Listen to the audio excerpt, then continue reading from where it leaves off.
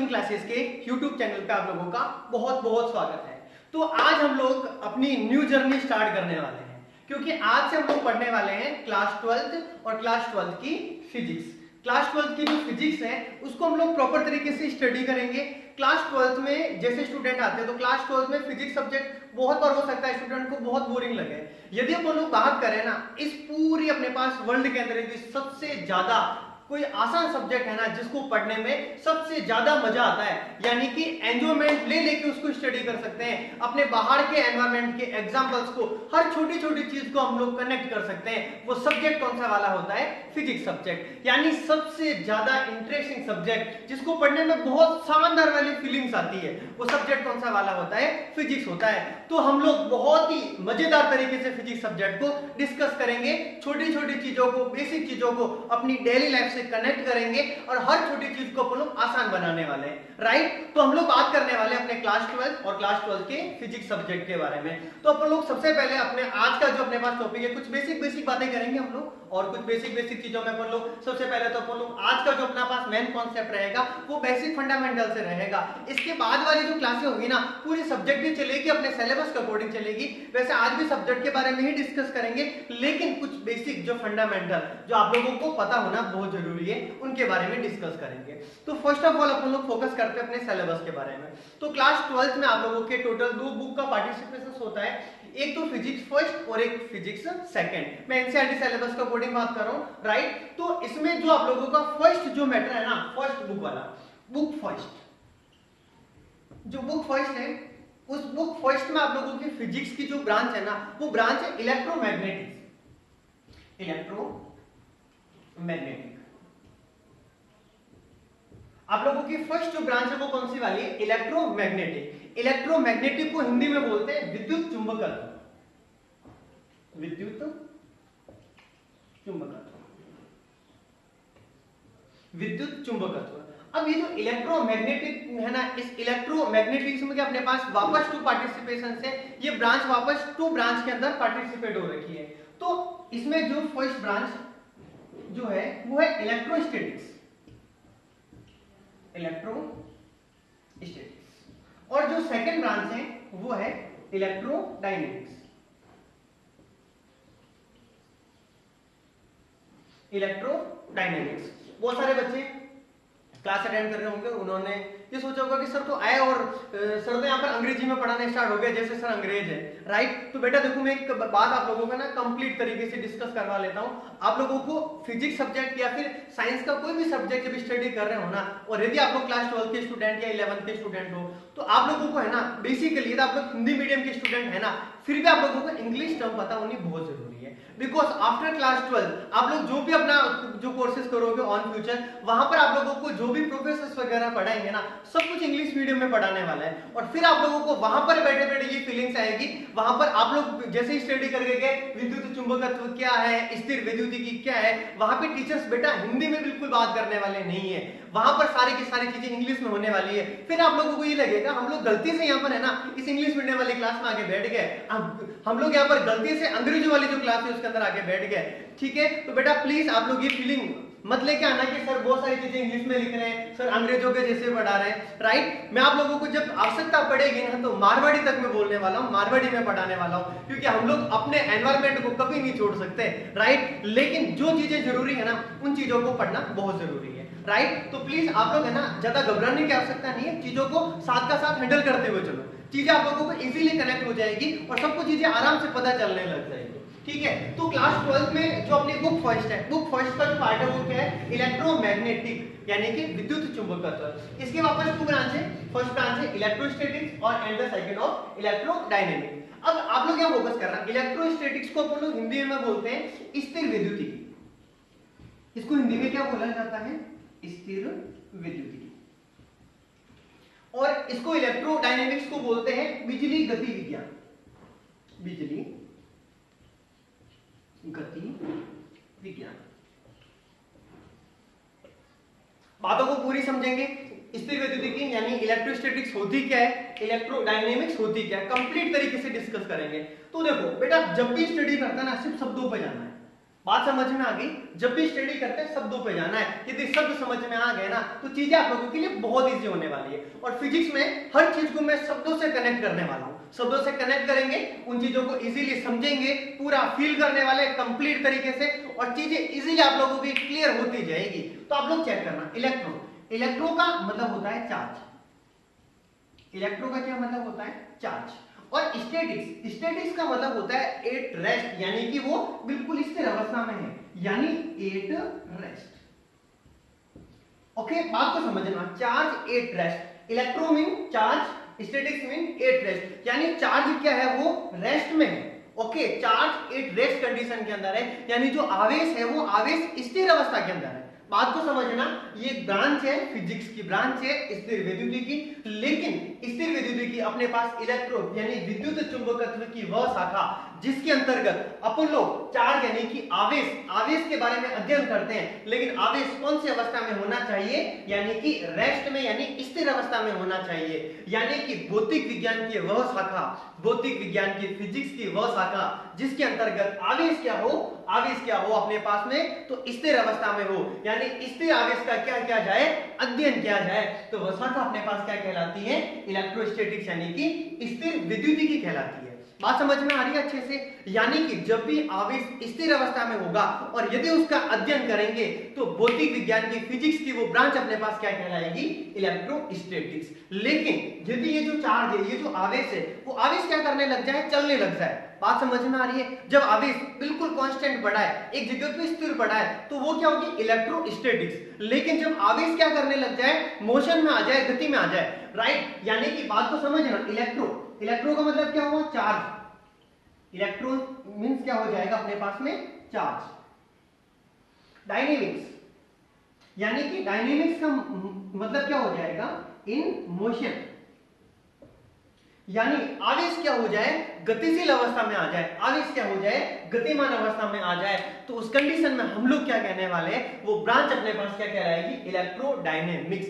यानी कि भौतिक विज्ञान की वह शाखा जिसके अंतर्गत गतिमान आवेश के बारे में अध्ययन किया जाए, वो अपने पास ब्रांच क्या कहलाती है? बिजली गति विज्ञान, यानी कि इलेक्ट्रोडायनेमिक्स, राइट? तो एक बार अपन लोग वापस कंप्लीटली चेक कर देते हैं। इलेक्ट्रोमैग्नेटिक, इलेक्ट्रोमैग्नेटिक्स के बारे में, यानी विद्युत चुंबकत्व, इसकी वापस टू ब्रांच होती है। लेकिन जब आवेश एक रेस्ट कंडीशंस में होता है, यानी कि जब आवेश स्थिर अवस्था में होगा तो वह स्थिर विद्युतिकी कहलाएगी। लेकिन जैसे ये चार्ज क्या करने लग जाए? मोशन में आ जाए, आवेश क्या करने लग जाए? चलने लग जाए, तो उसको अपन लोग क्या बोलेंगे? Electrodynamics, right? तो अपनी पूरी फिजिक्स की जो बुक है ना, बुक नंबर फर्स्ट, राइट, इसमें लगभग 5 से 7 चैप्टर होंगे आप लोगों के पास। उस कंप्लीट अपने पास वो इलेक्ट्रोमैग्नेटिक जो बुक है, वो जो ब्रांच है, उसके अंदर अपने पास कंप्लीटली काउंटेड है। अब बात करते हैं इलेक्ट्रोस्टैटिक्स में अपन लोग क्या क्या पढ़ने वाले हैं और इलेक्ट्रोडायनेमिक्स में अपन लोग क्या क्या स्टडी करने वाले हैं।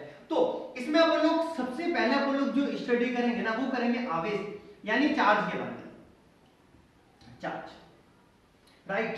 सबसे पहले किसके बारे में डिस्कस करेंगे अपन लोग? चार्ज के बारे में। फिर बात करेंगे विद्युत क्षेत्र यानी इलेक्ट्रिक फील्ड, विद्युत क्षेत्र, इलेक्ट्रिक फील्ड पढ़ेंगे। इसमें और अपन लोग पढ़ेंगे पोटेंशियल यानी कि विभव के बारे में पढ़ेंगे। इसमें हम लोग और पढ़ेंगे विभवांतर के बारे में, विभवांतर, और इसमें अपन लोग और डिस्कस करेंगे कैपेसिटर यानी कि संधारित्र के बारे में। तो ये कुछ टॉपिक है, इन टॉपिक को अकॉर्डिंग अपन लोग इलेक्ट्रोस्टैटिक्स के अंदर डिस्कस करने वाले हैं। इलेक्ट्रोस्टैटिक्स में कौन कौन से टॉपिक को अपन लोग कंप्लीटली डिस्कस करेंगे? तो अपने पास क्या हो गया? चार्ज हो गया, इलेक्ट्रिक फील्ड यानी विद्युत क्षेत्र हो गया, पोटेंशियल यानी विभव हो गया, विभवांतर हो गया, और संधारित्र वाला टॉपिक हो गया, राइट? फिर बात करते हैं इलेक्ट्रोडायनेमिक्स, यानी कि जब चार्ज क्या आ जाए? मोशन में आ जाए, गति की अवस्था में आ जाए, तो अपने पास कौन कौन से टॉपिक डिस्कस करेंगे? तो सबसे पहले अपन लोग बात करेंगे इसके अंदर विद्युत धारा, इलेक्ट्रिसिटी के बारे में, विद्युत धारा, और डिस्कस करेंगे अपन लोग इसमें चुंबकीय क्षेत्र के बारे में,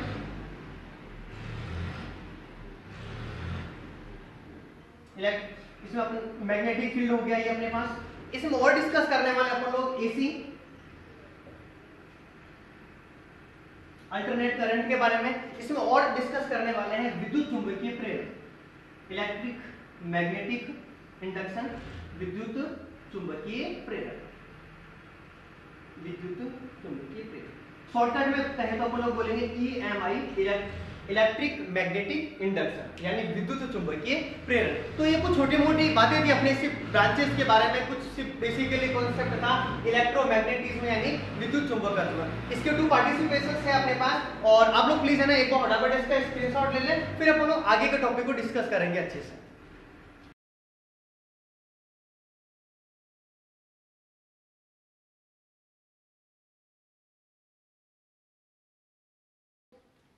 फाइनली हम आप लोग बात करेंगे अपने सिलेबस के बारे में। चैप्टर जो फर्स्ट है, चैप्टर फर्स्ट का जो फर्स्ट टॉपिक है वो है आवेश।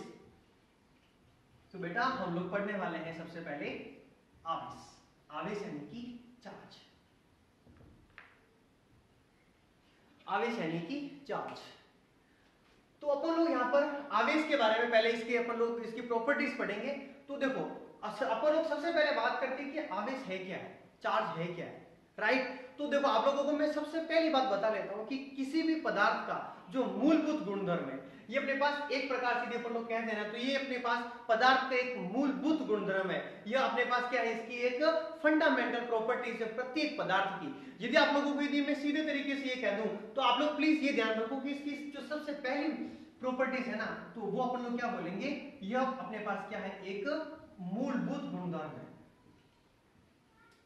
Fundamental properties. अब बात करते हैं फंडामेंटल प्रॉपर्टीज का मतलब होता है क्या है। देखो मूलभूत गुणधर्म का मतलब ये होता है कि वो प्रत्येक पदार्थ में होने वाला है, राइट। यानी कि यदि अपन लोग बात करते हैं, यदि अपन लोग ये कहते हैं कि आवेश कैसे बना, तो ये कोई मतलब प्रश्न नहीं है, इसका अपन आंसर नहीं खोज सकते, इसके ऊपर किसी प्रकार की रिसर्च नहीं कर सकते। आवेश कैसे बनाते हैं, बात समझ में आ रही है। तो अपन लोग है ना ये इन चीजों के बारे में फोकस नहीं कर सकते। जैसे मैं आप लोगों को बताता हूँ द्रव्यमान, राइट। और यदि आप लोगों को कोई ये पूछ ले द्रव्यमान किससे बनता है, तो भाई साहब ये कोई क्वेश्चन थोड़ी हुआ क्या, राइट। क्योंकि द्रव्यमान प्रत्येक पदार्थ की इकाई है, राइट ना। ओके, द्रव्यमान क्या होता है अपन लोग इसकी डेफिनेशन दे सकते हैं, ये अलग मैटर है, लेकिन द्रव्यमान क्या है, ये अपने आप में एक प्रॉपर्टीज है। बात समझ में आ रही है अच्छे से। यानी कि यदि अपन लोग बात करें ना, तो अपने पास जो आवेश है वो आवेश क्या है, एक प्रकार का अपने पास इसकी फंडामेंटल प्रॉपर्टीज है, मूलभूत गुणधर्म है, ये प्रत्येक पदार्थ के अंदर क्या है, पाया जाता है, राइट। तो अपने पास यहाँ पर अपन लोग बोलेंगे आवेश यानी कि चार्ज। तो ये अपने पास प्रत्येक जो पदार्थ है उसकी क्या हो जाएगी, एक मूलभूत इकाई हो जाएगी, राइट। अब मैं बात करता हूँ कि इसमें और कौन कौन से कैरेक्टर्स वो पाए जाते हैं, उनके बारे में बात करते हैं, राइट। अब आवेश क्या कर सकता है, तो बातों को समझना। जो आवेश है ना, आवेश वो एक तो विद्युत क्षेत्र उत्पन्न कर सकता है, और दूसरी बात वह चुंबकीय क्षेत्र उत्पन्न कर सकता है।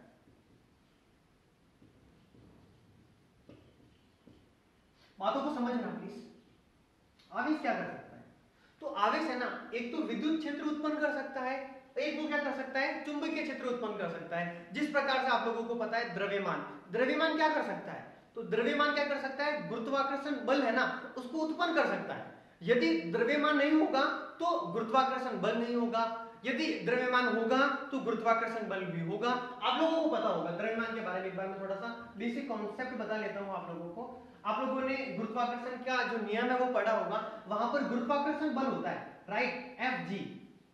Fg क्या होता है वहां पर, G m1 m2 upon r square, right. तो वहां पर क्या होता था कि द्रव्यमान जितना ज्यादा है गुरुत्वाकर्षण बल भी क्या होता है उतना ही ज्यादा होता है, ग्रेविटी फोर्स की वैल्यू उतनी क्या हो जाती है, ज्यादा हो जाती है। द्रव्यमान कम है तो गुरुत्वाकर्षण बल भी क्या हो जाएगा, कम हो जाएगा।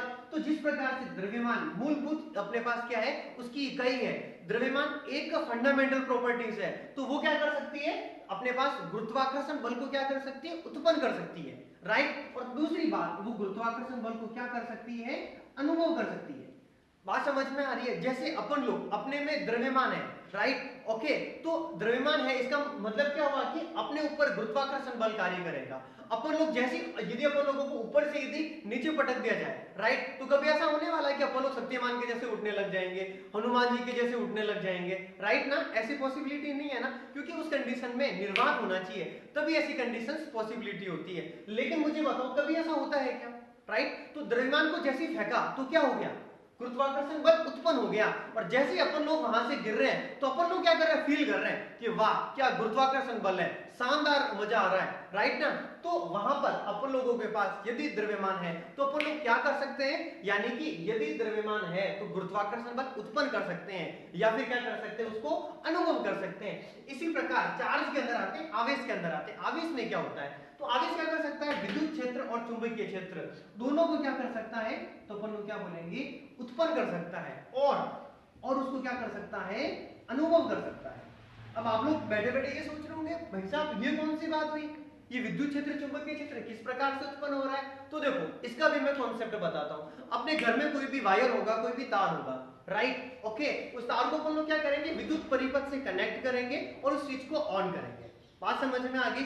तो जैसे स्विच ऑन किया विद्युत परिपथ, आप लोग उसका एक जो साइड है ना, एक तरफ वाला सिरा, उसको आप लोग है ना प्लग में मत कनेक्ट करना, उसको हाथों में रखना, राइट। तो आप लोग मुझे बताओ, उसको हम लोगों ने अभी तक टच नहीं किया है, राइट। जैसे स्विच को ऑन करेंगे तो उसके अंदर क्या होने वाला है, आवेश का प्रवाह होने वाला है। यानी कि जैसे स्विच को ऑन किया तो आवेश के कारण उसमें क्या उत्पन्न हो गया, विद्युत क्षेत्र और चुंबकीय क्षेत्र। यानी कि यहां पर जो आवेश उत्पन्न हो रहा है, राइट ना, यहां पर जो विद्युत क्षेत्र और चुंबकीय क्षेत्र उत्पन्न हो रहा है उसका कारण क्या है, तो उसका कारण है आवेश।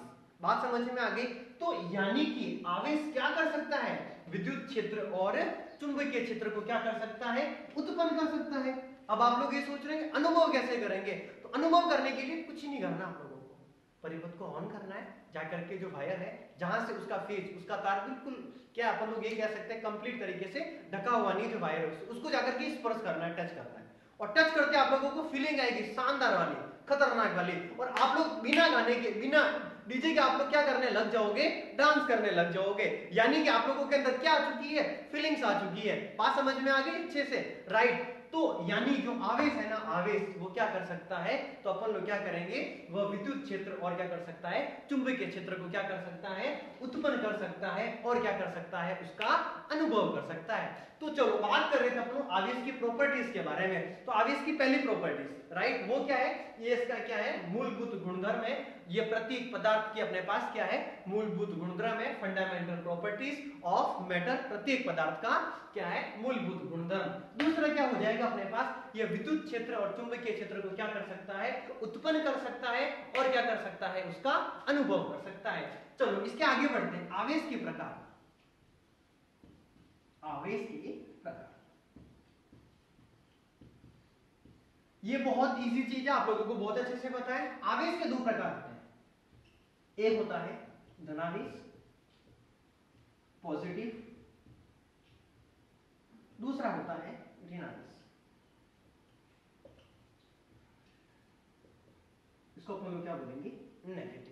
तो आवेश के कितने प्रकार होते हैं अपने पास, तो क्या बोलेंगे, आवेश के अपने पास दो प्रकार होते हैं। जो फर्स्ट है वो क्या होता है अपने पास, पॉजिटिव यानी कि प्लस, और जो सेकंड है वो क्या होता है, ऋणावेश यानी कि नेगेटिव यानी कि माइनस। अब देखो इसमें समझना, इसमें यदि दोनों आवेश यदि समान है, पॉजिटिव पॉजिटिव, राइट, तो उसको अपन लोग क्या बोलेंगे, सजातीय। उसको अपन लोग क्या बोलेंगे, सजातीय आवेश। यदि दोनों पॉजिटिव पॉजिटिव है तो उसको क्या बोला जाएगा, सजातीय आवेश। लेकिन यदि दोनों माइनस और माइनस है तो उसको अपन लोग क्या बोलेंगे, यस, उसको भी बोलेंगे सजातीय, क्योंकि दोनों की जो जात है ना, दोनों की जो कैटेगरी है ना, वो बिल्कुल कैसी है, समान है। तो देखो जो समान प्रजाति के होते हैं ना, वो दोनों एक दूसरे से नफरत करते हैं। क्या करते हैं, नफरत करते हैं। यानी दोनों के दोनों एक दूसरे को क्या करने वाले हैं, रिपेल करने वाले हैं। यानी कि जो सजातीय आवेश होता है उनमें क्या होता है, प्रतिकर्षण बल कार्य करता है। और दोनों यदि समान प्रजाति के हैं तो क्या हो जाएगा, उसमें प्रतिकर्षण बल कार्य करेगा। दोनों एक दूसरे को क्या करने वाले हैं, रिपेल करने वाले हैं, दोनों में रिपल्सन फोर्स हो जाएगा,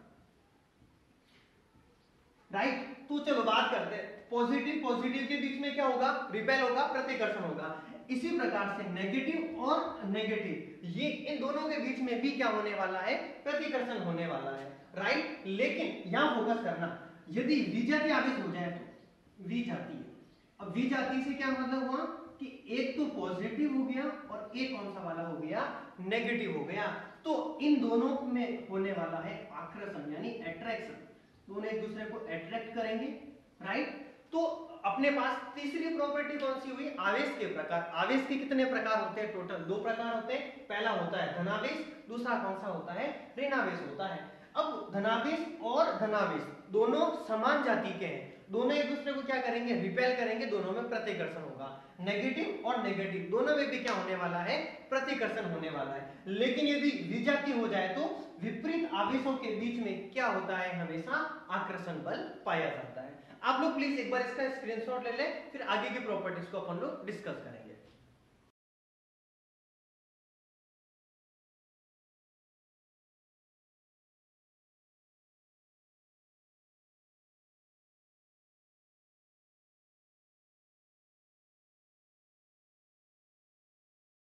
तो 3 प्रॉपर्टी पढ़ी हम लोगों ने, अब बात करेंगे इसके आगे की property number 4।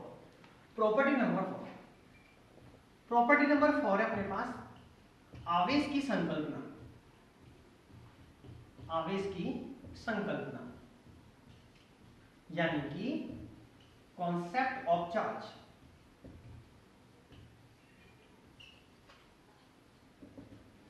Concept of charge. तो देखो अपन लोग है ना यहां पर ये बात करने वाले कि ये जो आवेश है ना वो किस प्रकार से उत्पन्न होता है, राइट। आवेश का कॉन्सेप्ट क्या है तो उसके बारे में बात करने के लिए अपन लोग एक सिंपल सा एग्जांपल लेते हैं सोडियम का, ठीक है। और एक अपने पास आपस Cl यानी क्लोरीन यानी Na और Cl। NaCl से अपन लोग किस प्रकार से, जैसे अपने पास बनता है नमक, NaCl जो नमक बन जाता है, तो किस प्रकार से Na की प्रॉपर्टी होती है, कैसे Cl की होती है, और कैसे उसके अंदर जो चार्ज है वो अपने पास आता है। तो आप लोग चेक करना इधर, जैसे मैंने यहाँ पर लिखा आप लोगों के सामने Na यानी सोडियम, राइट। इसका इलेक्ट्रॉनिक विन्यास की बात करें तो अपने पास इसका एटॉमिक नंबर कितना होता है अपने पास, तो क्या बोलेंगे 11 होता है, राइट। इसका इलेक्ट्रॉनिक विन्यास क्या हो जाएगा, तो क्या बोलेंगे 1s2 2s2 2p6 और 3s1।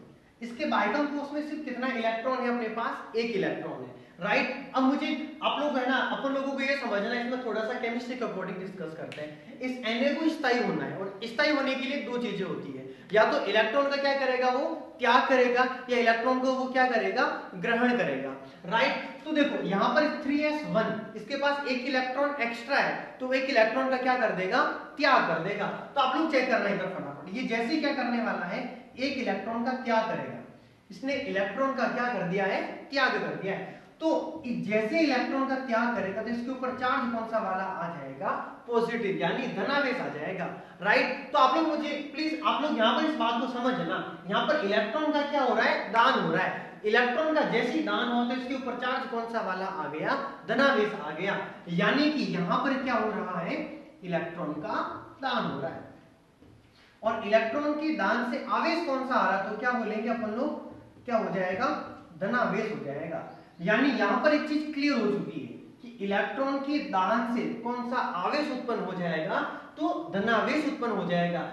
Na ने इलेक्ट्रॉन का किया दान, तो Na के ऊपर प्लस चार्ज आ गया, यानी इलेक्ट्रॉन का दान करने से अपने पास क्या होता है, धनावेश आ जाता है। लेकिन यदि Cl की बात करें तो इसका एटॉमिक नंबर कितना होता है, 17। इसकी बात करते हैं इलेक्ट्रॉनिक विन्यास की, तो क्या होगा 1s2 2s2 2p6 3s2 और 3p5 हो जाएगा, राइट। ये इसका इलेक्ट्रॉनिक विन्यास हो गया। इसका बाइटम कोष यानी 3 वाला, राइट। और इसके बाइटम कोष में टोटल कितने इलेक्ट्रॉन है, तो 5 और 6 7, राइट। और यदि इसको अपना ऑक्टेट पूरा करना है, यदि इसको स्थायी होना है, तो स्थायी होने के लिए कुल कितने इलेक्ट्रॉन होने चाहिए, 8 इलेक्ट्रॉन, और 5 6 7 इसके पास सिर्फ 7 इलेक्ट्रॉन है, तो ये एक इलेक्ट्रॉन क्या करने वाला है, ग्रहण करने वाला है। बात को समझना, Cl को यदि स्थायी होना है तो वो एक इलेक्ट्रॉन क्या करेगा, ग्रहण कर लेगा, और जैसे इलेक्ट्रॉन को ग्रहण करेगा तो उसके ऊपर चार्ज कौन सा वाला आ जाएगा, माइनस आ जाएगा। यानी यहां पर Cl क्या कर रहा है, इलेक्ट्रॉन को ग्रहण कर रहा है, तो क्या बोलेंगे यहां पर, इलेक्ट्रॉन को ग्रहण किया। तो इलेक्ट्रॉन को यदि ग्रहण कर रहे हैं तो इसके ऊपर चार्ज कौन सा आ रहा है, ऋणावेश आ रहा है,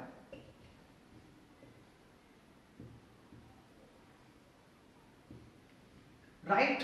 तो देखो यहां पर दो चीजें पढ़ी हम लोगों ने, दो चीजें कौन कौन सी, पहली बात क्या पढ़ी, इलेक्ट्रॉन का दान कर रहे हैं तो चार्ज कौन सा वाला आ रहा है, धनावेश आ रहा है। और यदि इलेक्ट्रॉन को ग्रहण कर रहा है तो उसके ऊपर चार्ज कौन सा आ रहा है, ऋणावेश आ रहा है। यानी कि इलेक्ट्रॉन को चाहे दान करो चाहे इलेक्ट्रॉन को करो ग्रहण, इलेक्ट्रॉन का क्या होना चाहिए, स्थानांतरण होना चाहिए। तो किसी भी पदार्थ के ऊपर यदि धनावेश आ रहा है या फिर क्या आ रहा है, ऋणावेश आ रहा है, तो धनावेश और ऋणावेश तभी आएगा जब इलेक्ट्रॉन का क्या होगा, स्थानांतरण होगा। तो क्या पढ़ेंगे अपन लोग, ठीक है। तो यहां पर क्या होने वाला है, इलेक्ट्रॉन के स्थानांतरण से, इलेक्ट्रॉन के स्थानांतरण से पदार्थ पर क्या आते हैं अपने पास, पदार्थ पर या तो कौन आएगा, धनावेश या ऋणावेश आते हैं, धनावेश या ऋणावेश आते हैं, राइट। इसका आगे 2 पॉइंट आप लोग खुद कनेक्ट कर देना, मैं आप लोगों को पीडीएफ नोट्स अवेलेबल करवाऊंगा, तब कंप्लीट नोट्स मिल जाएंगे, राइट। यानी आवेश का कॉन्सेप्ट यदि समझे ना, तो आवेश का कॉन्सेप्ट का जो मेन जो अपने पास आधार है वो क्या है, मेन कॉन्सेप्ट क्या है, वो क्या है, इलेक्ट्रॉन का ट्रांसफर, इलेक्ट्रॉन का स्थानांतरण। इलेक्ट्रॉन के स्थानांतरण से ही पदार्थ के ऊपर क्या आने वाले हैं, धनावेश या फिर ऋणावेश आते हैं। अब देखो ये पूरा टॉपिक हम लोगों ने पढ़ लिया। अब यहाँ पर एक इंपॉर्टेंट बात ये आती है कि जो पदार्थ है ना, पदार्थ, उसके अंदर इलेक्ट्रॉन भी होता है, प्रोटॉन भी होता है, राइट। इलेक्ट्रॉन के ऊपर तो कौन सा चार्ज होता है, नेगेटिव, प्रोटॉन के ऊपर कौन सा वाला होता है, पॉजिटिव चार्ज होता है। तो बात मुद्दा ये आता है कि इलेक्ट्रॉन के स्थानांतरण से आवेश की उत्पन्न होना है, राइट। इलेक्ट्रॉन का यदि स्थानांतरण कर रहे हैं ना, राइट, तो एक को अपन लोग क्या कर रहे हैं, एक का तो हो रहा है दान, एक को अपन लोग क्या कर रहे हैं, ग्रहण कर रहे हैं, तब जाकर के पदार्थ के ऊपर पॉजिटिव या नेगेटिव चार्ज आ रहा है। यदि क्वेश्चन मार्क ये लगाया जाए, बात को समझना, प्रोटॉन का स्थानांतरण करने से उसके ऊपर चार्ज क्यों नहीं आ रहा है, राइट। प्रोटॉन के स्थानांतरण से भी तो उसके ऊपर पॉजिटिव और नेगेटिव चार्ज आना चाहिए, ऐसा क्यों नहीं होता है, किसी किताब के अंदर लिखा हुआ नहीं आज दिन तक। और हम लोगों ने ये चीज कभी नहीं पढ़ी, हम लोग हमेशा ये चीज पढ़ते हैं, इलेक्ट्रॉन के स्थानांतरण से धनावेश या फिर ऋणावेश आएगा, प्रोटॉन के स्थानांतरण से क्यों नहीं आ सकता भाई, राइट। जब कॉन्सेप्ट है, जब प्रोटॉन के ऊपर पॉजिटिव चार्ज होता है तो उसका स्थानांतरण भी तो कर सकते हैं ना, ठीक है। लेकिन ऐसा नहीं होता है, ऐसा क्यों नहीं होता है, आप लोग कमेंट बॉक्स के अंदर यदि किसी को पता है तो आप लोग अपना आंसर रख सकते हो, कोई दिक्कत वाली बात नहीं है, वरना मुझे तो पूरा एक्सप्लेन करके आप लोगों को समझाना ही है, राइट। तो आप लोग प्लीज एक बार है ना कमेंट बॉक्स के अंदर मुझे बता दो कि प्रोटॉन का स्थानांतरण अपन लोग क्यों नहीं कर सकते, प्रोटॉन के स्थानांतरण से किसी पदार्थ के ऊपर आवेश क्यों नहीं आ सकता है, right. I am just still waiting for your answer. Electron के स्थानांतरण से तो पॉजिटिव और नेगेटिव जो आयन है वो आते हैं, लेकिन अपने पास प्रोटॉन के स्थानांतरण से ये आवेश बला संभव क्यों नहीं है, राइट। इसके पीछे क्या कॉन्सेप्ट हो सकते हैं, राइट। तो चलो मैं खुद ही बता लेता हूं। तो देखो अपने पास अभी जो मैंने आप लोगों से क्वेश्चन कर रखा था ना, ठीक है, क्वेश्चन, इसका आंसर समझना। तो इसका सबसे फर्स्ट रीजन क्या है, प्रोटॉन का स्थानांतरण क्यों नहीं हो सकता है। तो देखो मैं यहाँ पर इसको थोड़ा इस हिसाब से शो करूंगा, MP, M का मतलब मास यानी द्रव्यमान, P का मतलब प्रोटॉन, प्रोटॉन का द्रव्यमान। देखो प्रोटॉन और इलेक्ट्रॉन दोनों का द्रव्यमान होता है, लेकिन यदि अपन लोग दोनों में यदि रिलेशन निकाले ना तो ये पता चलता है कि प्रोटॉन का जो द्रव्यमान होता है ना वो इलेक्ट्रॉन के द्रव्यमान का लगभग 1837 गुना होता है। बात समझ में आ रही है आप लोगों को, राइट। प्रोटॉन का जो द्रव्यमान है ना वो द्रव्यमान क्या है, 1837 गुना होता है इलेक्ट्रॉन से। यानी भाई साहब यहाँ पर प्रोटॉन बहुत भारी है। बात समझ में आ गई। मुझे एक चीज बताओ, कोई यदि चीज बहुत ज्यादा छोटी है तो अपन लोग क्या कर सकते हैं, इस तरफ से इस तरफ रख सकते हैं, उस तरफ से उठा के इस तरफ पटक सकते हैं, कोई दिक्कत वाली बात नहीं है। लेकिन यदि चीज बहुत बड़ी हो गई तो क्या उसका स्थानांतरण कर पाएंगे क्या अपन लोग, क्या उसको एक जगह से दूसरी जगह तक दान कर पाएंगे क्या उसको ग्रहण करवा सकते हैं क्या अपन लोग, नहीं, उसका ट्रांसफर करवाना पॉसिबल नहीं है। और वही बात यहाँ पर है, प्रोटॉन का जो द्रव्यमान है ना वो भाई साहब इलेक्ट्रॉन के द्रव्यमान से 1837 गुना बड़ा है, यानी बहुत ज्यादा है। और इसका द्रव्यमान बहुत ज्यादा होने के कारण इसका स्थानांतरण करना पॉसिबल नहीं है। चलो ठीक है, इसके अलावा दूसरा रीजन, बात को समझना ध्यान से। अपने पास क्या होता है, ये अपने पास पूरा कौन है, परमाणु है। परमाणु के बहुत छोटे सूक्ष्म भाग, बहुत छोटे भाग में कौन पाया जाता है, नाभिक पाया जाता है। और नाभिक के अंदर कौन कौन होते हैं, न्यूट्रॉन प्लस प्रोटॉन, राइट। और नाभिक के ऊपर अपने दुनिया का जो सबसे ताकतवर जो अपने पास बल होता है ना वो बल पाया जाता है नाभिकीय बल। नाभिक के ऊपर कौन सा वाला बल पाया जाता है, तो क्या बोलेंगे अपन लोग, नाभिकीय बल।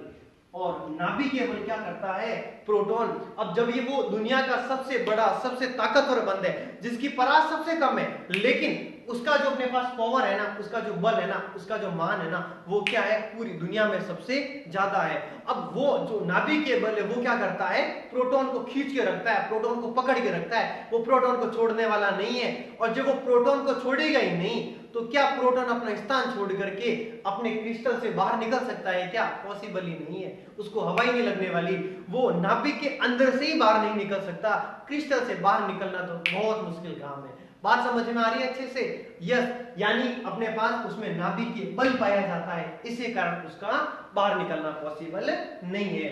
तो हम लोगों ने डिस्कस किया आवेश की संकल्पना, जो आवेश की संकल्पना का जो आधार लोगे ना, वो आधार क्या लेना है, इलेक्ट्रॉन का ट्रांसफर, प्रोटॉन का स्थानांतरण, इसका बेस मत ले लेना, क्लियर तरीके से समझा रहा हूं मैं। अब आवेश की संकल्पना में क्या पढ़ेंगे, यदि इलेक्ट्रॉन का स्थानांतरण होता है तो पदार्थ के ऊपर या तो धनावेश आएगा या फिर ऋणावेश आएगा। यदि इलेक्ट्रॉन का दान होगा तो क्या आने वाला है, धनावेश आने वाला है। और यदि इलेक्ट्रॉन को क्या करेगा, ग्रहण करेगा, तो उसके ऊपर कौन सा चार्ज आने वाला है, ऋणावेश आने वाला है। राइट, आप लोग एक बार प्लीज इसका स्क्रीनशॉट ले लें।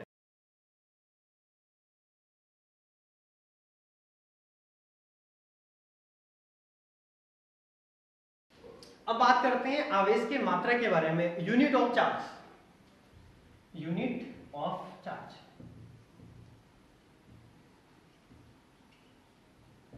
राइट, तो देखो बात करते हैं सबसे पहले आवेश का मात्रक। आवेश के मात्रक में अपन लोग सबसे पहले बात करेंगे ऐसे ही मात्रक के बारे में। राइट, तो देखो आप लोगों ने ना डेफिनेशन पढ़ी होगी विद्युत धारा की, आई। आई का फॉर्मूला क्या होता है अपने पास, तो आई का फॉर्मूला क्या होता है, Q अपॉन T। आवेशों में प्रवाह की दर विद्युत धारा कहलाती है। यहां से अपने पास ये होता है Q। यदि इसका प्रतीक की बात करें, आवेश का प्रतीक, तो आवेश के प्रतीक को अपन लोग Q भी लिख सकते हैं, इसको अपन लोग स्मॉल q भी लिख सकते हैं, कोई दिक्कत वाली बात नहीं है। राइट, तो यहां से अपने पास Q का फॉर्मूला क्या हो जाएगा, तो I T से मल्टीप्लाई हो जाएगा, तो I इंटू क्या हो जाएगा, T हो जाएगा। यानी आवेश का फॉर्मूला क्या बनता है अपने पास, तो क्या बोलेंगे अपन लोग, I इंटू टी। आई का मतलब यानी विद्युत धारा एम्पियर, और T का मतलब समय। तो आप लोग क्या फोकस करना अच्छे से, यहाँ पर क्या बोलने वाले अपन लोग, तो यहाँ पर आवेश का मात्रा क्या हो जाएगा अपने पास ऐसे ही पद्धति के अंदर। तो ऐसे ही पद्धति में अपने पास क्या होने वाला है, वहां पर I इंटू टी, यानी I का मतलब तो क्या हो गया एम्पियर, इंटू टी मतलब समय, और समय का मात्रा क्या हो जाएगा, सेकंड लिख दो, मिनट लिख दो, कोई ज्यादा इफेक्ट नहीं पड़ेगा। राइट, और एम्पियर इंटू सेकंड को ही अपन लोग कहते हैं कूलाम। एम्पियर इंटू सेकेंड को ही अपन लोग क्या कहते हैं, कूलाम कहते हैं। कूलाम अपने फिजिक्स के अंदर वैज्ञानिक हुए हैं जिन्होंने कूलाम का नियम भी दिया था। आवेशों के बीच में लगने वाला जो फोर्स है वो, तो आवेशों में जो बल लगता है उस बल को उन लोगों ने पूरा रिप्रेजेंट किया था। और आवेशों में जो कूलाम बल होता है उसमें कूलाम का उन्होंने नियम तक निकाला था कि वहां पर F की वैल्यू K Q1 Q2 अपन R स्क्वायर होती है। तो उन्होंने इतना सारा काम जो यहाँ पर आवेशों के बारे में किया, बल के बारे में किया। राइट, तो इसीलिए वो उसका जो ऐसे जो है ना मात्रक, उसको उनके नाम को मतलब अच्छे तरीके से, ताकि उनको सम्मान मिले, उनको रेस्पेक्ट मिले, तो उसके नाम के आधार पर अपन एम्पियर इंटू सेकेंड को ही आवेश के मात्रक को ही क्या बोलेंगे, कूलाम बोलेंगे। बात समझ में आ गई अच्छे से। तो प्लीज आप लोग मुझे बताओ कि आवेश का जो SI मात्रक है वो SI मात्रक क्या होता है, कूलाम होता है। अब बात करते हैं इसकी और मात्रक, जैसे इसका CGS मात्रक। CGS मात्रक क्या होता है, राइट, तो आप लोग ध्यान रखोगे इसका CGS जो मात्रक है वो होता है स्टेट कूलाम। इसका CGS मात्रक क्या होता है, स्टेट कूलाम होता है। और यहां पर यदि बात करें तो एक कूलाम की जो वैल्यू है ना, एक कूलाम, कूलाम तो आप लोग C से रिप्रेजेंट कर सकते हो, कोई दिक्कत वाली बात नहीं। एक कूलाम की वैल्यू होती है 3 इंटू 10 की घात 9 स्टेट कूलाम। एक कूलाम की वैल्यू किसके इक्वल होने वाली है, तो क्या बोलेंगे 3 इंटू 10 की घात 9 कूलाम के बराबर। यानी एक कूलाम के भी इतने सारे हिस्से हो रहे हैं स्टेट कूलाम के अंदर, यानी एक कूलाम का क्या है, बहुत छोटा मात्रक है, कूलाम के मान बहुत कम है। तो ये क्या हो गया, आवेश का सबसे छोटा मात्रक, सबसे छोटा मात्रक। आवेश का सबसे छोटा मात्रक कौन है, तो आप लोग क्या बोलोगे, स्टेट कूलाम। आवेश का CGS मात्रक कौन है, तो क्या बोलोगे, स्टेट कूलाम। एक कूलाम की वैल्यू कितने स्टेट कूलाम के इक्वल होती है, तो क्या बोलेंगे 3 इंटू 10 की घात 9 स्टेट कूलाम के इक्वल होती है। अब बात करते हैं इसका विद्युत चुंबकीय मात्रक। विद्युत चुंबकीय मात्रक, विद्युत चुंबकीय मात्रक। इसको इंग्लिश में क्या बोलेंगे? तो सिंपल सी बात है, इलेक्ट्रॉनिक मास यूनिट, इसको EMU से रिप्रेजेंट करेंगे, राइट। अब बात करते हैं यहाँ पर एक कूलाम की जो वैल्यू होती है ना, वो होती है 1/10 EMU के इक्वल। एक कूलाम की वैल्यू किसके इक्वल होती है? तो 1/10 इलेक्ट्रॉनिक मास यूनिट यानी EMU के इक्वल होती है, ठीक है। इसके अलावा एक मात्रक और है जो कि बहुत इंपॉर्टेंट है, राइट, और वो मात्रक है फेरेड। और फेरेड वाले मात्रक में आप लोगों को एक वैल्यू याद रखनी है, मात्रक जो है ना फेरेड, उसके बारे में। और आगे इसका एक अन्य मात्रक है फेरेड, उसमें 1 फेरेड की वैल्यू इक्वल होती है 96487 कूलाम, राइट।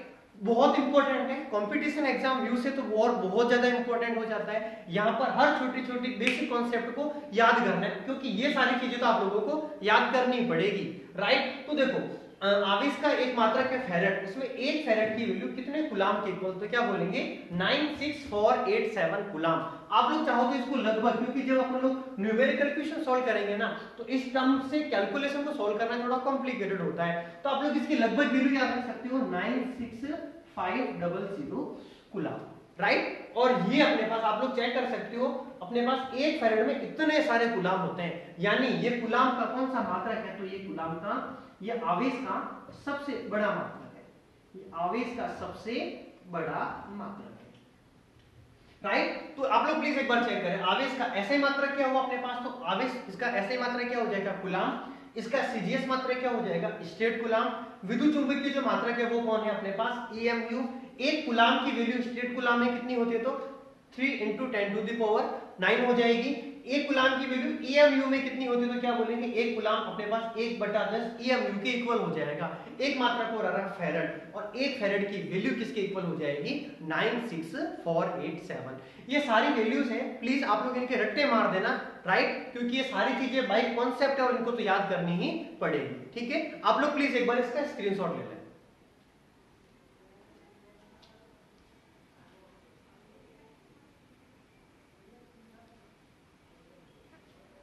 हाँ, तो अब बात करते हैं आवेश के अन्य मात्रक के बारे में। आवेश के जो अपने पास SI पद्धति, CGS पद्धति, विद्युत चुंबकीय मात्रक, फेरेड, उन सबको तो डिस्कस कर लिया हम लोगों ने। अब बात करते हैं इसके अन्य मात्रक, राइट। तो इसमें अन्य मात्रक में कौन कौन आने वाले हैं अपने पास में? तो मिली कूलाम हो गया, और कौन हो गया अपने पास? इसमें माइक्रो कूलाम हो गया, इसमें नैनो कूलाम हो गया, इसमें 1 पिको कूलाम हो गया, राइट। इनको डिस्कस करना है। तो देखो बेटा, मैं यहाँ पर ये जो चीजें बता रहा हूँ ना, ये फिजिक्स का पूरा बेसिक है, पूरा फंडामेंटल है, और ये छोटी छोटी चीजें आप लोगों को हर कॉन्सेप्ट में काम आने वाली है। तो प्लीज पहले इन चीजों को आप लोग कंप्लीट करें। तो आप लोग क्या फोकस करना, मिली कूलाम। एक मिली का मतलब क्या होता है आप लोगों को पता होना चाहिए। एक माइक्रो का मतलब क्या होता है, एक नैनो का मतलब क्या होता है, एक पिको का मतलब क्या होता है। ये अपने पास नॉर्मल, अपने पास इसकी पूरी कैलकुलेटिव वैल्यू है। तो देखो 1 m यानी 1 मिली, 1 मिली की वैल्यू होती है 10⁻³ याद कर लेना, है जैसा का जैसा। एक माइक्रो का मतलब होता है 10⁻6 होता है, राइट। इसके बाद बात करते हैं एक नैनो का मतलब होता है 10⁻9, और एक पिको का मतलब होता है 10⁻12। तो ये वैल्यू आप लोगों को हर चैप्टर में काम आएगी, पूरा फिजिक्स है। जब वैल्यू को आपस में परिवर्तित चेंज करते हैं ना, तो भी ये टर्म्स बहुत काम आती है। तो पहले तो इन चीजों को अपना जो माइंड है उसके अंदर सेट कर दो। एक मिली का मतलब क्या होगा? 10⁻³ होगा। एक माइक्रो का मतलब क्या होगा? तो 10⁻6 हो जाएगा। एक नैनो का मतलब क्या होगा? तो 10⁻9, और एक पिको का मतलब क्या होने वाला है? 10⁻12। तो देखो ये चीजें इजीली हो जाएगी आप लोगों के लिए। ये हो जाएगा 10⁻³ कूलाम, ये हो जाएगा 10⁻6 कूलाम, ये हो जाएगा 10⁻9 कूलाम, और ये हो जाएगा 10⁻12 कूलाम। तो ये इसके थे अन्य मात्रक। इसको एक बार प्लीज अपने कॉपी के अंदर नोट डाउन कर दो या स्क्रीनशॉट ले लो, राइट। फिर आगे के टॉपिक को डिस्कस करेंगे।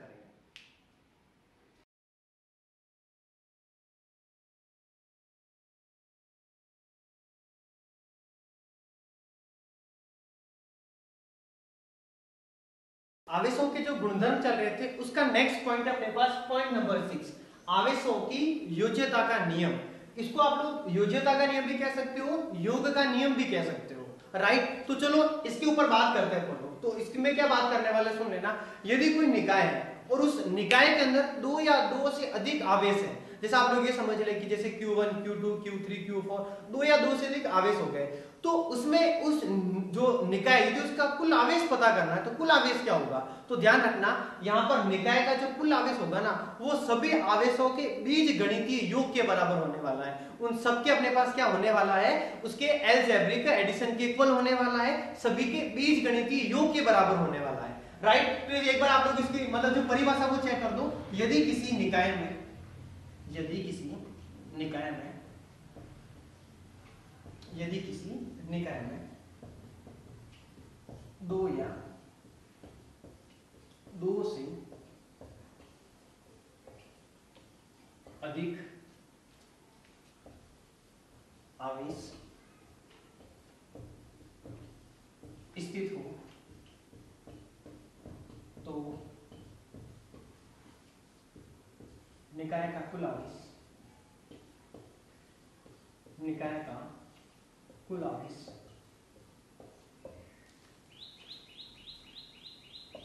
सभी आवेशों के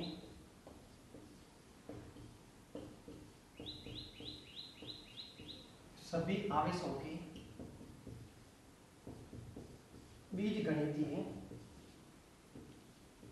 योग के बराबर होता है। सभी आवेशों के बीज गणितीय योग के बराबर होता है। अब इसका क्या मतलब है बीज गणितीय योग, इस बात को समझना। यदि निकाय में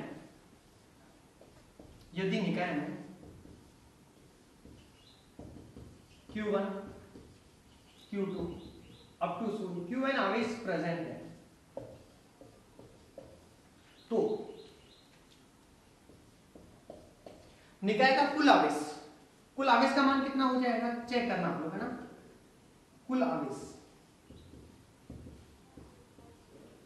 तो कुल आवेश क्या हो जाएगा अपने पास, Q1 plus Q2 plus Q3 up to शून्य प्लस Qn के इक्वल हो जाएगा। राइट, यानी आवेशों की योज्यता का जो नियम है उससे अपने पास क्या अभिप्राय, तो क्या बोलेंगे कि यदि उसमें दो या दो से अधिक आवेश प्रेजेंट है तो उसके कुल आवेश का जो मान है वो किसके इक्वल हो जाएगा, सभी आवेशों के बीज गणितीय योग के कैसा हो जाएगा, इक्वल हो जाएगा। यदि निकाय में Q1, Q2 अप टू शून्य Qn आवेश यदि प्रेजेंट है तो इसमें कुल आवेश की वैल्यू क्या हो जाएगी, सभी आवेशों का योग करना है। जैसे अपन लोगों ने क्या किया, यहाँ से Q1 वापस ऐड करवा दिया प्लस Q2 प्लस Q3, इसी प्रकार जितने भी आवेश है ना सबको क्या करना है, जोड़ना है। अब देखो आप लोगों के सामने में एक जो क्वेश्चन है उसको लिखता हूं, आप लोग उससे आप लोगों के जो है ना डाउट और क्लियर हो जाएंगे। राइट, ओके, तो अपन लोग चेक करते हैं। निकाय में -3 coulomb plus 5 coulomb -4 coulomb plus 8 coulomb आवेश है, तो कुल आवेश क्या होगा, कुल चार्ज, कुल आवेश कितना होगा। तो आप लोग यहां चेक करना, यहां पर अपन लोग इसका आंसर कैसे डिस्कस करेंगे। अब जब बीज गणितीय योग आ रहा है ना तो प्लस माइनस का पूरा ध्यान रखोगे, जो साइन ऑलरेडी गिवन है उसी साइन का आप लोगों को क्या करना है, उपयोग करना है। तो आप लोग चेक करना है यहां पर कुल आवेश कितना हो जाएगा, आराम से चेक करें आप लोग, कुल आवेश की वैल्यू अपने पास क्या हो जाएगी। तो देखो यहां से अपने पास क्या हो चुका है, -3, ये कौन सा है वापस प्लस का 5, वापस -4 और प्लस का 1, ओवरऑल क्या हो जाएगा इसकी यूनिट हो जाएगी कूलम। अब आप लोग चेक करो, इन सबका एडिशन करवा देंगे अपन लोग, तो अपने पास क्या होने वाला है, चेक करना।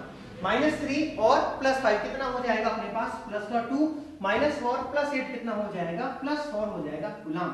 यानी अपने पास ओवरऑल कितना आने वाला है, +6 कूलम आने वाला है। यहाँ पर आप लोगों को प्लस भी साइन को शो करना है ताकि अपन लोग ये कह सके कि जो निकाय है वो पूरा का पूरा कैसा है, धनावेशित है, यानी पूरा का पूरा निकाय कैसा है, पॉजिटिव है। तो ये अपने पास क्या था, आवेशों की योज्यता का नियम। यदि इसके रिलेटेड कोई न्यूमेरिकल क्वेश्चंस भी आ जाए आप लोग इजीली सॉल्व आउट कर दो। राइट, तो आप लोग प्लीज एक बार या तो इसका स्क्रीनशॉट ले लिया, कॉपी के अंदर नोट डाउन कर लें।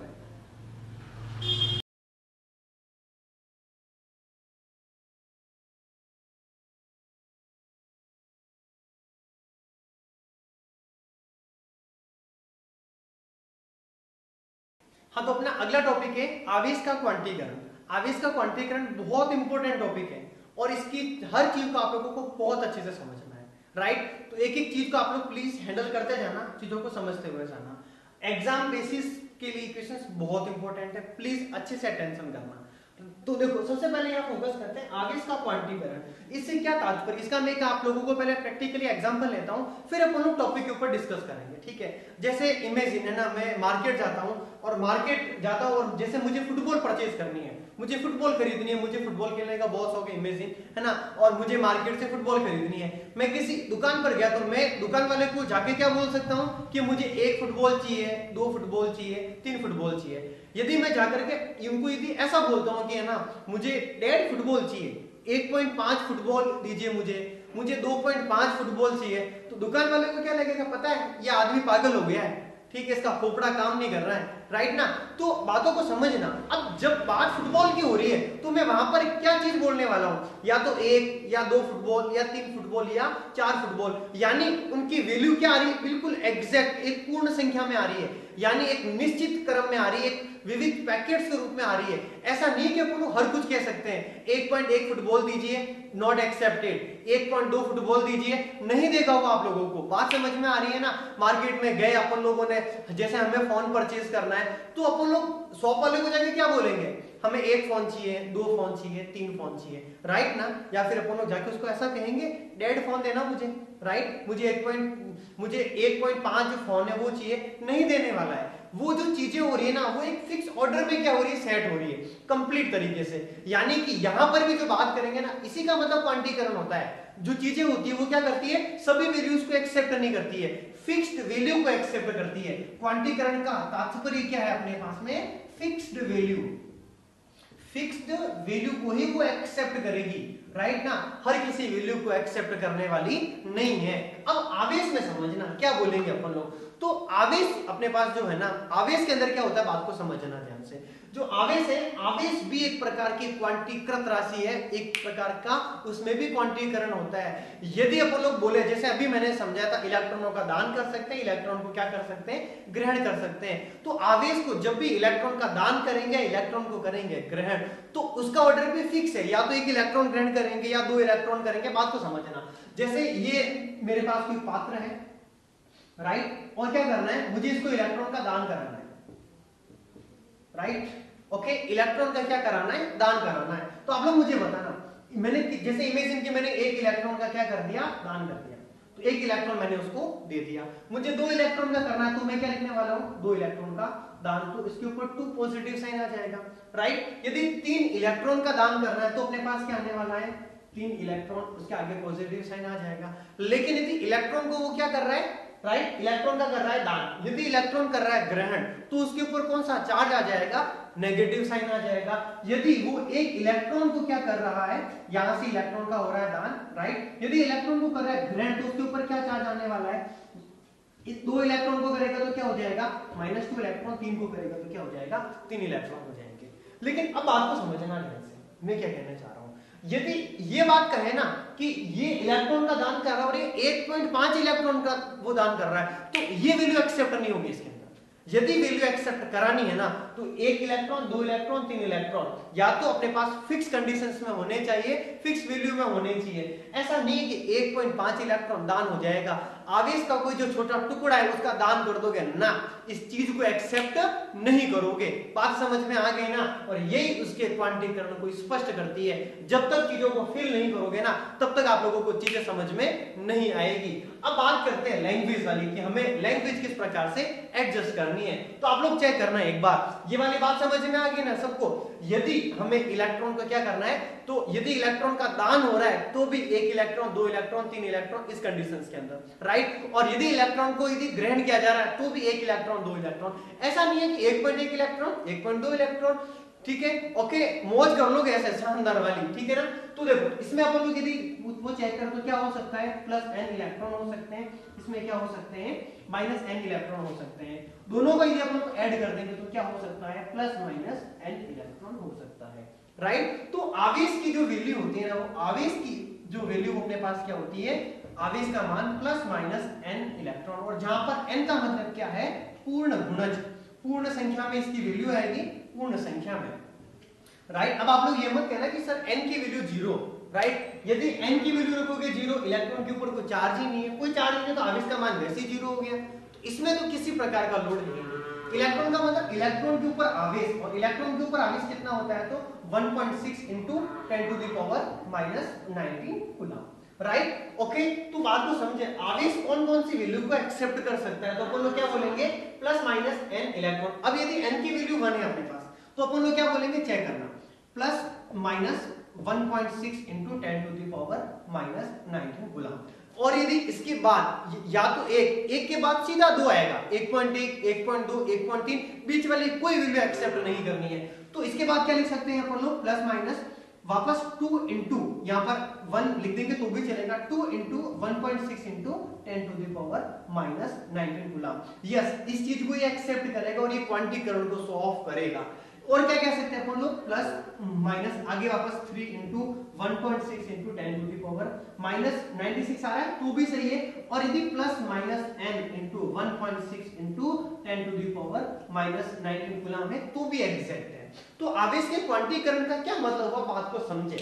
अपने पास यदि यहाँ पर आवेश जो है ना, आवेश क्या होना चाहिए, एक फिक्स्ड वैल्यू होनी चाहिए उसकी। जब तक वैल्यू उसकी फिक्स नहीं होगी ना, तब तक अपन लोग उसको आवेश का क्वांटीकरण नहीं कहेंगे। आवेश का जो मान है ना, वो 1 2 3 की सीक्वेंस में होना चाहिए, 1.2 1.3। ऐसा नहीं कि आवेश है यहाँ पर हर किसी वैल्यू को एक्सेप्ट कर रहा है, नहीं। यहाँ पर जो आवेश है ना, बड़ी एटीट्यूड में रहता है। एटीट्यूड का मतलब समझ रहे हो आप लोग, ऐसा नहीं कि हर कोई चीज आई उसको उसने ग्रहण कर दी, उसने खा ली ना। यदि उसको चीज पसंद आएगी ना, तो ये एक्सेप्ट करेगा।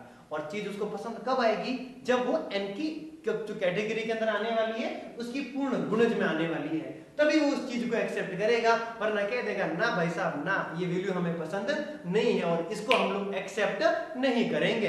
तो ये घटना ही अपने पास क्या कहलाती है, आवेश का क्वांटीकरण कहलाती है। अब समझना यहाँ पर इसकी डेफिनेशन आप लोग इससे बना सकते हो, n इलेक्ट्रॉन, ठीक है। तो अपन लोग क्या बोलेंगे, आवेश के क्वांटीकरण से क्या तात्पर्य, तो क्या बोलेंगे अपन लोग कि जो आवेश का जो मान है ना, आवेश का मान, वो आवेश का मान वो इलेक्ट्रॉन पर आवेश का कैसा होता है, पूर्ण गुणज होता है। बात को समझना, इधर डेफिनेशन खुद बनती है, अपने आप बनाने की आवश्यकता नहीं है आप लोगों को।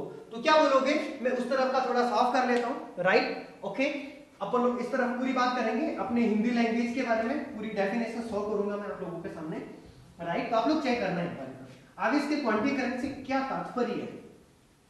तो देखो आप लोग, हाँ, तो देखो ध्यान से,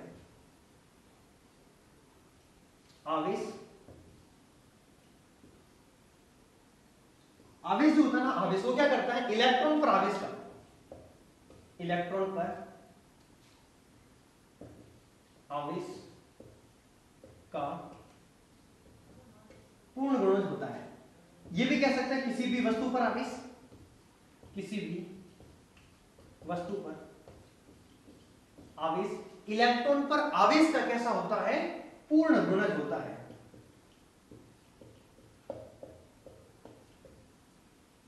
यह विविक्त पैकेट्स में मान ग्रहण करता है, मान ग्रहण करता है, ना कि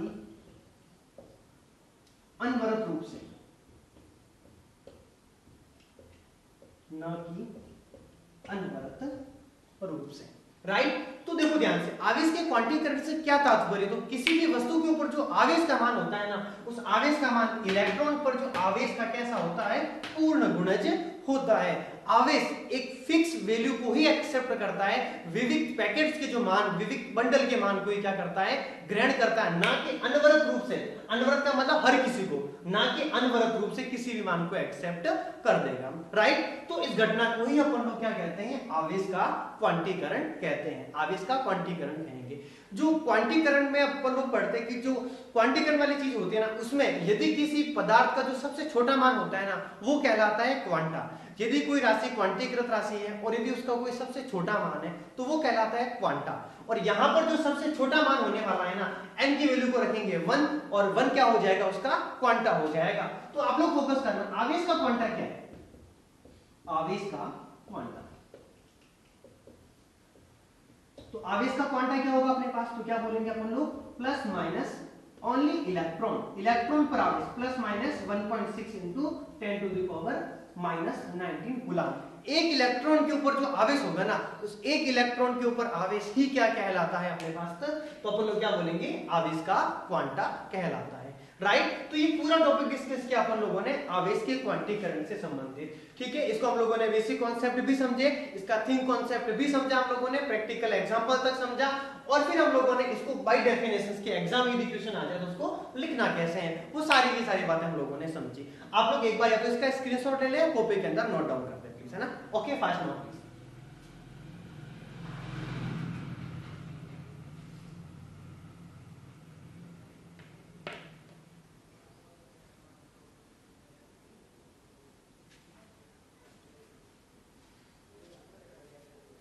हाँ तो स्टूडेंट्स, आज की जो क्लास है उसको हम लोग यहीं पर कंप्लीट करेंगे, राइट। तो आज की क्लास में हम लोगों ने इसका बेसिक कॉन्सेप्ट पढ़ा, सिर्फ आवेश के गुणधर्म पढ़े, बिल्कुल फंडामेंटल, बहुत आसान आसान जो चीजें थी ना उनको डिस्कस किया। आगे की क्लास के अंदर मेन फिजिक्स के जो इंपॉर्टेंट टॉपिक है ना उनको डिस्कस करेंगे, और फिजिक्स को अपन लोग पूरा बाय कॉन्सेप्ट से, बिल्कुल बेसिक चीजों से आप लोगों के लिए यहाँ पर हर चीज अवेलेबल करवाने वाला हूं मैं, राइट। तो यदि कोई स्टूडेंट्स इस चैनल के ऊपर पहली बार आया तो चैनल को सब्सक्राइब कर देना, अपने स्टूडेंट्स के साथ में वीडियो को अधिक से अधिक शेयर करें, अपने दोस्तों के साथ में शेयर करें, ताकि वो भी स्टूडेंट क्या कर सके, अपने आप यहाँ पर इस जो अपने पास क्रिटिकल सिचुएशन चल रही है उसके अंदर घर पे बैठे बैठे क्या कर सके, आराम से स्टडी कर सके, राइट। तो आज की क्लास को अपन लोग यहीं पर कंप्लीट करेंगे, तब तक के लिए सब लोग हंसते रहें, मुस्कुराते रहें और देश की तरक्की में अपना योगदान दें। जय हिंद, वंदे मातरम।